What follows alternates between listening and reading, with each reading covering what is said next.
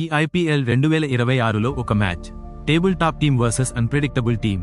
Punjab Kings full ఫామ్లో ఉంది. కానీ లక్నో సూపర్ జాయింట్స్ ఒకసారి ఫైర్ అయితే మ్యాచ్ని ఒక్క ఓవర్లో తిప్పేస్తుంది. ఈ పోరు కేవలం మ్యాచ్ కాదు, ఇది పవర్, ప్లానింగ్, ప్రెజర్ మధ్య యుద్ధం. మరి ఏప్రిల్ 19 రాత్రి 7:30కి ఎవరు ఆధిపత్యం చూపిస్తారు? చివరి వరకు చూడండి. ఇది full emotional match preview. April 19, 2026 New చండీగఢ్లోని మహారాజా యాదవీంద్ర సింగ్ స్టేడియం. ఈ గ్రౌండ్పై ఒక భారీ పోరాటం జరగబోతోంది. Punjab Kings versus Lucknow Super Giants. ఈ మ్యాచ్కు ముందు పీబీకేఎస్ ఫామ్ గురించి చెప్పాలంటే, ఈ టీం ప్రస్తుతం ఐపీఎల్ 2026లో టాప్ ఫామ్లో ఉంది. ఇటీవల ముంబైపై గెలిచి పాయింట్స్ టేబుల్లో నంబర్ 1 స్థానంలో నిలవడం వారి డామినేషన్కు క్లియర్ ఉదాహరణ. ముఖ్యంగా కెప్టెన్ శ్రేయస్ అయ్యర్ ఈ సీజన్లో అద్భుతంగా ఆడుతున్నాడు. తక్కువ మ్యాచ్లోనే 130+ పరుగులు, స్ట్రైక్ రేట్ 180కి పైగా. అంటే అతను క్రీజ్లో ఉంటే మ్యాచ్ పూర్తిగా పీబీకేఎస్ వైపు తిరుగుతుంది. ఇక ప్రభసిమ్రన్ సింగ్ గురించి చెప్పాలంటే, ఈ సీజన్లో అతను రియల్ మ్యాచ్ విన్నర్గా మారాడు. ఇటీవల 80 పరుగుల అద్భుత ఇన్నింగ్స్తో మ్యాచ్ను సింగిల్ హ్యాండ్గా గెలిపించాడు. ప్రియాంశ్ ఆర్యా పవర్ ప్లేలో అగ్రెషన్, శశాంక్ సింగ్ మరియు నేహాల్ వధేరా మిడిల్ ఆర్డర్లో స్టెబిలిటీ, మార్కస్ స్టోయినిస్ మరియు అజ్మతుల్లా ఒమర్జాయ్ ఫినిషింగ్. ఈ టీం బ్యాటింగ్ లైనప్ పూర్తిగా డేంజరస్గా ఉంది. బౌలింగ్ వైపు చూస్తే అర్షదీప్ సింగ్ ప్రస్తుతం టీంకు బ్యాక్బోన్. ఇటీవలే ఐపీఎల్లో 100 వికెట్లు పూర్తి చేసి చరిత్ర సృష్టించాడు. యుజ్వేంద్ర చాహల్ స్పిన్లో మేజిక్, హర్షప్రీత్ బ్రార్ కంట్రోల్, వైశాఖ్ వేగం కలిసి పీబీకేఎస్ను పూర్తి బ్యాలెన్స్ టీంగా మార్చాయి. మరోవైపు లక్నో సూపర్ జాయింట్స్ గురించి మాట్లాడితే, ఈ టీంను ఎప్పుడూ అండర్ ఎస్టిమేట్ చేయకూడదు. కెప్టెన్ రిషబ్ పంత్ ఒకసారి సెటిల్ అయితే మ్యాచ్ను ఒక్క సెషన్లో మార్చే పవర్ ఉంది. Aiden Markram class, Nicholas Pooran finishing power, Ayush Badoni cool game, ఇవి ఎల్ఎస్జీ బ్యాటింగ్కు బలం. అయితే పూరన్ ఈ సీజన్లో కాస్త ఫామ్లో లేకపోవడం ఒక మైనస్ పాయింట్. కానీ క్రికెట్లో ఒక్క మ్యాచ్ సరిపోతుంది ఫామ్ మార్చడానికి. ఇక బౌలింగ్ వైపు చూస్తే మహమ్మద్ షమీ అనుభవం, మయాంక్ యాదవ్ వేగం, అవేష్ ఖాన్ అగ్రెషన్, మొహసిన్ ఖాన్ కంట్రోల్, ఈ పేస్ అటాక్ ఏ టీంనైనా కూల్చగలదు. ముఖ్యంగా కొత్త బంతితో ఈ బౌలర్లు మ్యాచ్ను పూర్తిగా టర్న్ చేయగలరు. ఇప్పుడు ఈ మ్యాచ్ జరుగుతున్న ముల్లాన్పూర్ పిచ్ గురించి మాట్లాడితే, ఇది పూర్తిగా బ్యాటింగ్ ఫ్రెండ్లీ సర్ఫేస్. సగటు స్కోర్ 170 నుండి 180 మధ్యలో ఉంటుంది. కానీ పెద్ద షాట్లు ఆడితే 200 కూడా ఈజీగా క్రాస్ అవుతుంది. పేసర్లకు 60% పైగా వికెట్లు రావడం వల్ల పవర్ ప్లే చాలా కీలకం అవుతుంది. ఈ మ్యాచ్లో కీలక బ్యాటిల్స్ చూస్తే Shreyas Iyer versus Mohammed Shami, Prabhsimran versus Mayank Yadav, Pant versus Chahal. ఇవే మ్యాచ్ను డిసైడ్ చేసే ఫ్యాక్టర్స్. హెడ్ టు హెడ్ చూస్తే ఈ రెండు జట్లు చాలా సమానంగా ఉన్నాయి. కానీ ఇటీవల పీబీకేఎస్ 2 మ్యాచ్లు గెలిచి చిన్న అడ్వాంటేజ్ సాధించింది.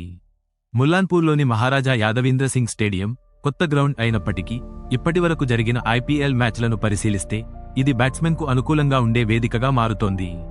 ఇక్కడ అత్యధిక పరుగులు చేసిన ప్లేయర్లలో టాప్ ఆర్డర్ బ్యాట్స్మెన్లు ఎక్కువగా కనిపిస్తున్నారు.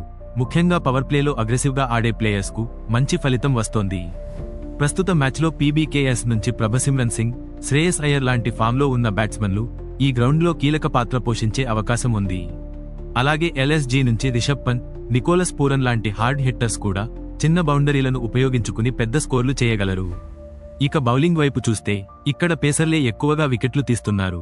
ముఖ్యంగా పవర్ ప్లే మరియు డెత్ ఓవర్లలో అర్షదీప్ సింగ్, మహమ్మద్ షమీ, మయాంక్ యాదవ్ లాంటి ఫాస్ట్ బౌలర్లు ఈ పిచ్పై గేమ్ చేంజర్స్గా మారే అవకాశం ఉంది. స్పిన్కు పెద్దగా సహాయం లేకపోయినా యుజ్వేంద్ర చాహల్ లాంటి అనుభవజ్ఞుడు మిడిల్ ఓవర్స్లో బ్రేక్ త్రూ ఇవ్వగలడు. మొత్తానికి ఈ గ్రౌండ్లో మ్యాచ్ ఫలితం పూర్తిగా టాప్ ఆర్డర్ బ్యాటింగ్ మరియు పేస్ బౌలింగ్పైనే ఆధారపడి ఉంటుంది. ముల్లాన్పూర్లోని మహారాజా యాదవీంద్ర సింగ్ స్టేడియం చాలా కొత్త వేదిక కావడంతో ఇక్కడ ఎక్కువ పాత మ్యాచ్లు లేవు.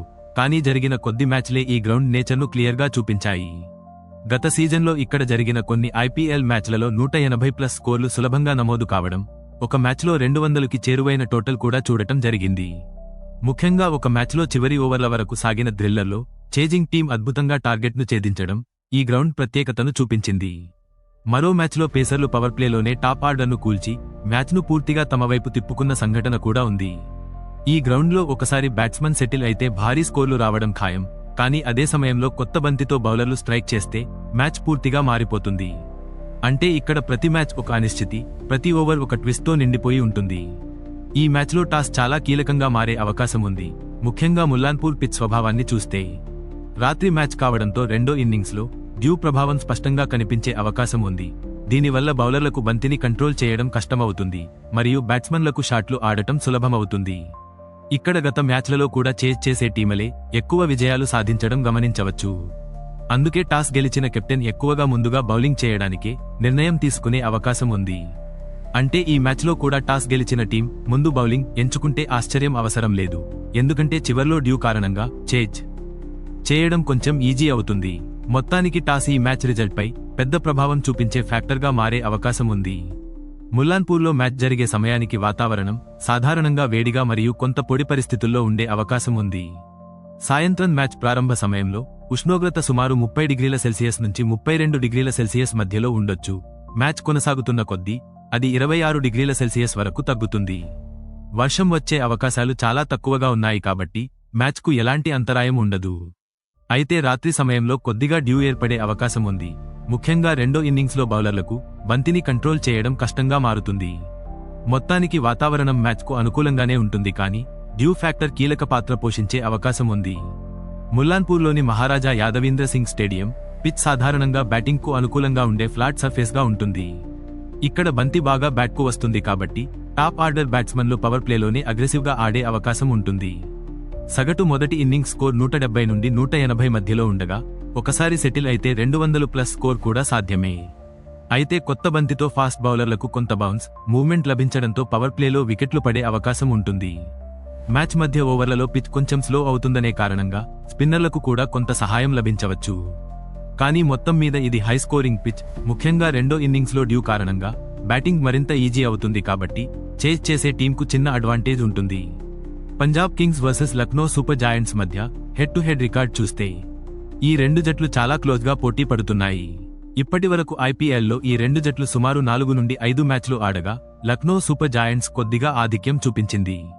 ఎల్ఎస్జీ ఎక్కువ మ్యాచ్లు గెలిచి చిన్న అడ్వాంటేజ్లో ఉండగా పీబీకేఎస్ కూడా కొన్ని కీలక విజయాలతో సమానంగా పోటీ హాలంతా చెంది. ముఖ్యంగా గత సీజన్లలో ఈ మ్యాచ్లు ఎక్కువగా హై స్కోరింగ్ థ్రిల్లర్స్గా మారాయి. చివరి ఓవర్ల వరకు ఫలితం అంచనా వేయలేని స్థితిలో ఉండేది. అంటే ఈ రికార్డ్ ఒక విషయాన్ని క్లియర్గా చెబుతోంది: ఇక్కడ చరిత్ర కంటే ప్రస్తుత ఫామ్ ముఖ్యమైనది.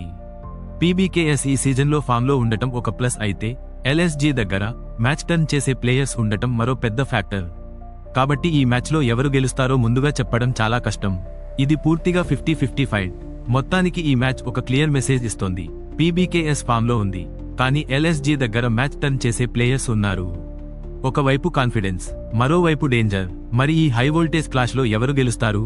పీబీకేఎస్ తమ టాప్ పొజిషన్ను కాపాడుకుంటుందా, లేక ఎల్ఎస్జీ ఒక పెద్ద షాక్ ఇస్తుందా? ఇదే ఇప్పుడు అందరూ ఎదురు చూస్తున్న ప్రశ్న. ఏమంటారు?